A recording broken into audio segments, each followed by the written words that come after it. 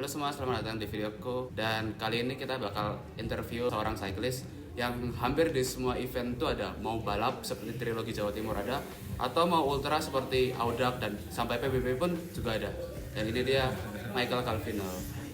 Halo semua. Oke, jadi interview kali ini adalah interview post ride atau post event acara BS Ride 500, yaitu ultra cycling event 500 kilo sekitar Bandung.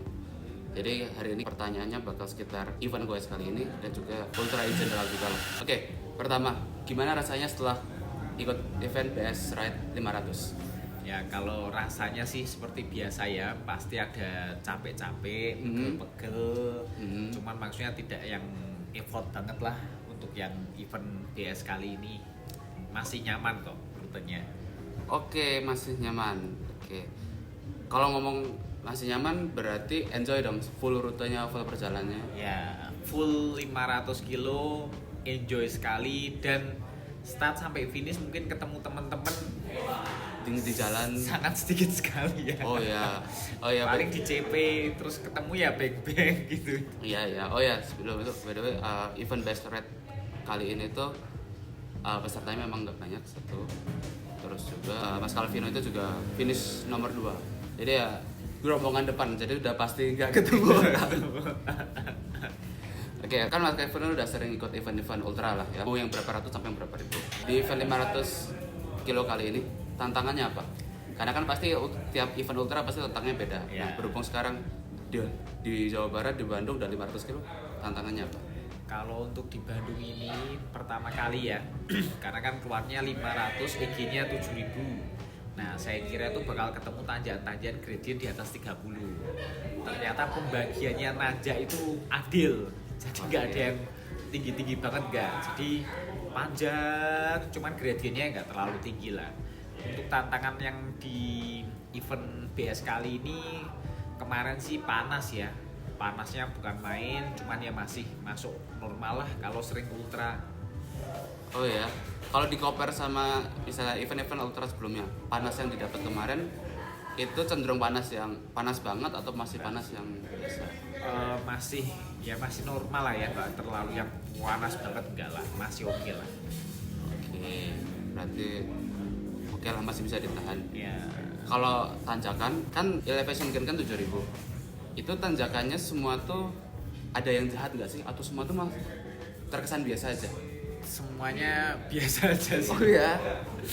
Untuk tanjakannya sih aman sih, nggak masalah sih. Paling di kilometer berapa yang kelihatannya tanjakannya kelihatan ikonik atau yang nyusahin atau paling steep gitu? Ya setelah CP2 ya Bu ya. Setelah Setelah CP2 yang masuk hutan apa ya? berarti Itu ya, dari yang lama Subang, itu ya. dari Subang ke Yang Rancakek. gelap itu loh. Ah.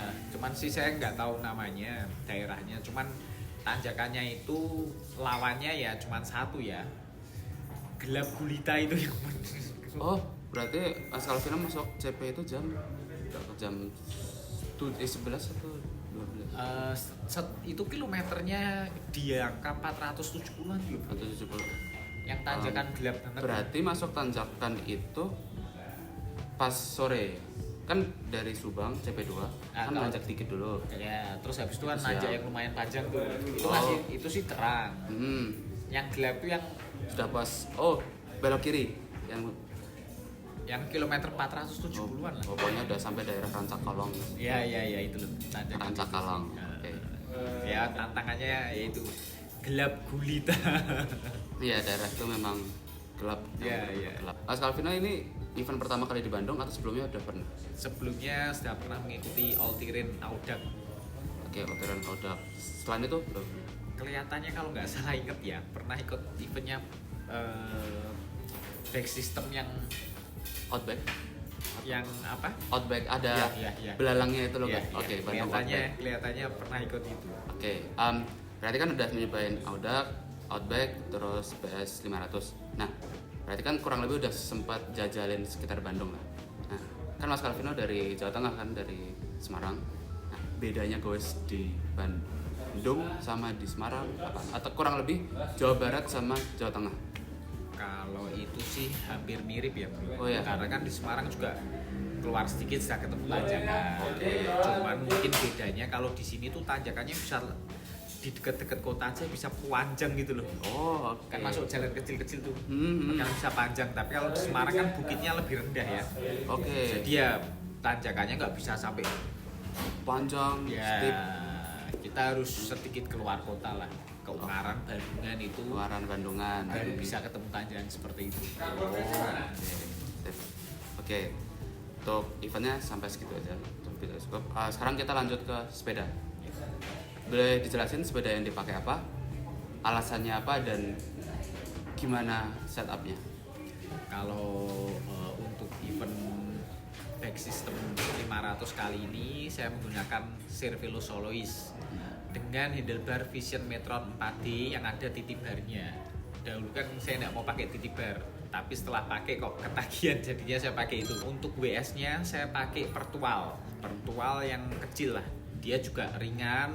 Kemudian lampu depan pakai Magic Sign ya, lampu belakang kok aku lupa mereknya, dan itu ya cukup membantu lah untuk di event ini. Ya, finish 2 mantap. Sedikit lihat setupnya Mas Calvino. Jadi ini sepeda Cervelo Soloist-nya, dan satu hal yang menarik perhatianku adalah ternyata Mas Calvino pakai crank GRX ini yang 4831. Terus udah gitu RC-nya pakai Integra RX. Nice. Harusnya finish 1 bisa sih. Harusnya finish 1 bisa sih. kalah kalau nggak harus tidur lu kalah saya. Tidur lumayan challenge sih. Oke, ini lebih in general. Kan Mas Calvino udah sering ikut event ultra, berarti udah banyak pengalaman. Nah, boleh nggak sih di share tip paling nggak mulai dari latihan deh. Kalau misalnya orang mau ultra, fokus mau ultra, latihannya seperti apa? Ya. Lalu persiapannya apa? Mau baik fisik dan mental maupun pikiran, dan juga alat equipment Ya. beberapa. Kalau mau ikut ultra, saran ya supaya kita bisa menikmati lah, nggak harus event ultra, event nanjak, event apapun itu yang penting adalah harus latihan dulu.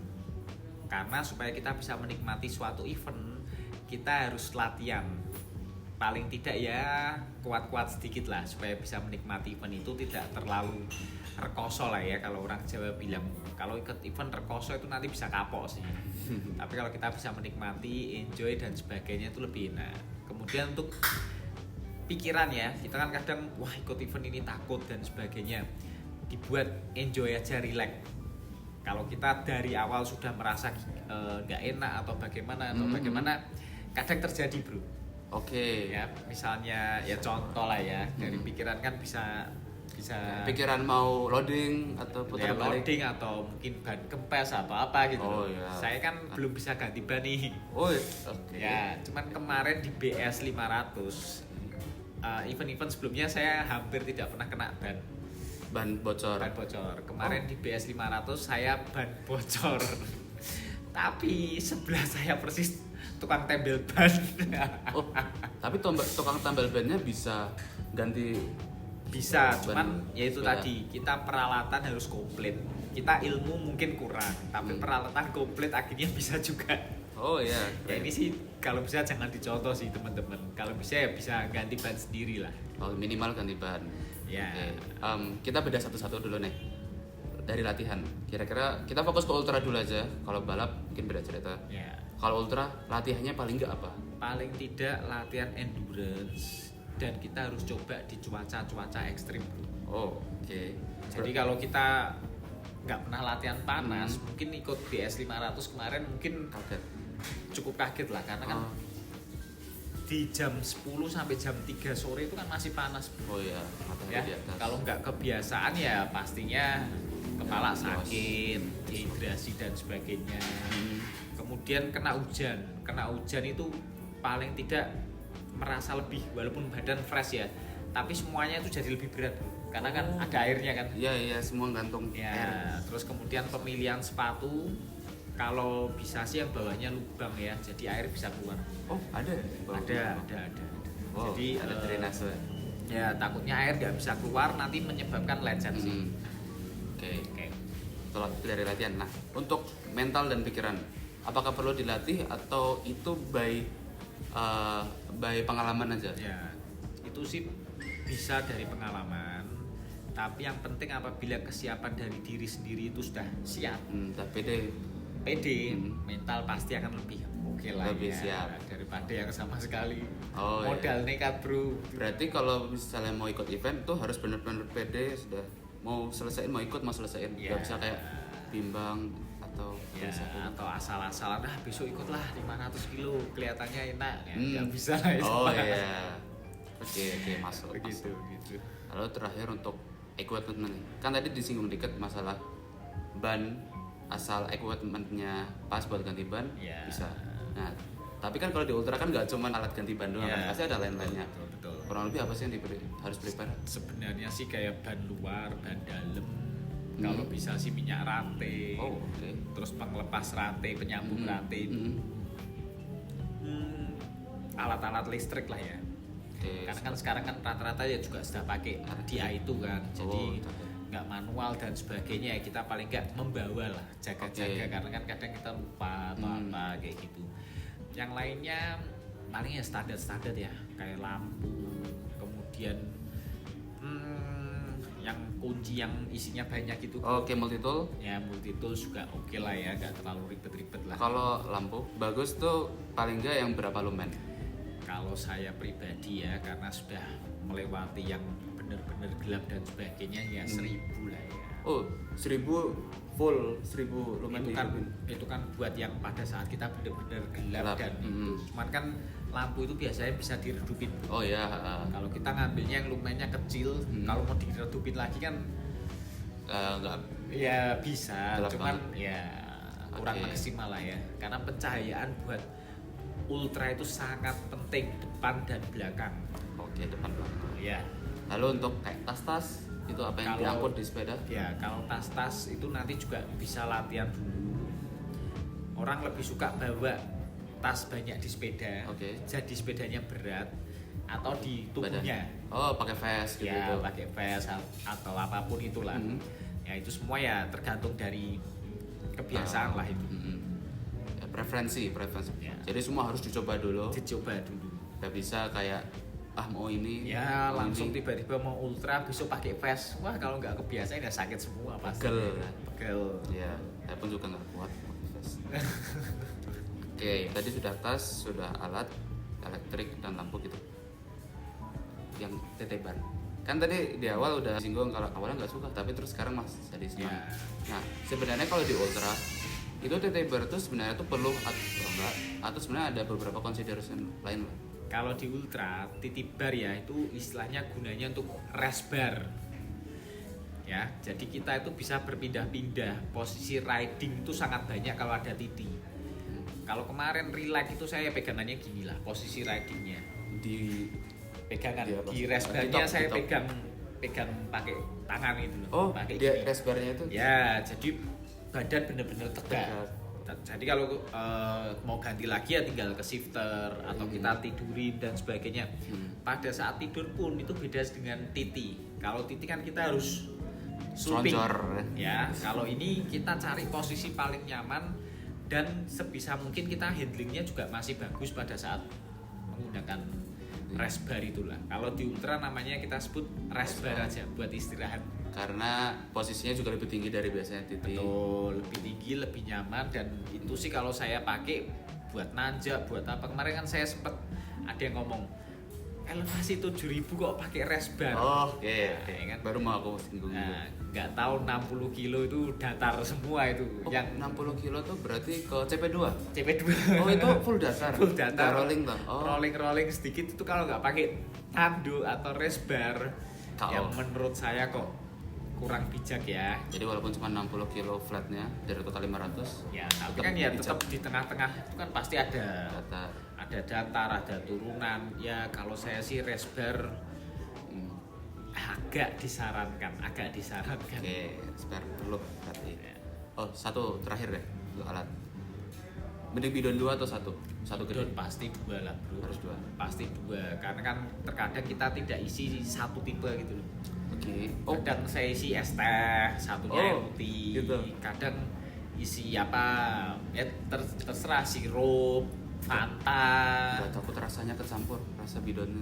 Ya kita dari awal kan sudah ngasih titik ya, maksudnya yang di bawah itu isinya bisa macam-macam lah. Dontop apa? Ya kalau yang air putih khususnya di sini gitu loh. Oh gitu. Jadi ya bagian misalnya mau ganti pool ya dicuci sebentar bidonnya cepet. Oke. Kalau saya sih biasanya 2 lah. Dua. Oke, itu untuk alat. Itu udah terakhir. Sekarang pertanyaan terakhir aja nih. Ada bocoran 2025 mau gimana? Plannya? 2025 seperti tahun-tahun sebelumnya lah, pasti akan mengikuti banyak event ultra, kemudian ada race naja, kriterium maupun TTT. Ya kita enjoy semua lah. Oke, tetap seperti tahun-tahun sebelumnya semua Ya, event digas. Semua event digas. Oke, Keseruannya beda-beda soalnya. Oke, siap. Oke, Mas Calvino, makasih udah mau interview. Ya, Terima kasih udah datang ke Bandung dan ikut BS 500. ya. Dan semoga sukses terus buat event-event selanjutnya. Ya. Siap. Ya, thank you, Ya, Bang. thank you. Dan sampai jumpa di interview lainnya. Bye-bye.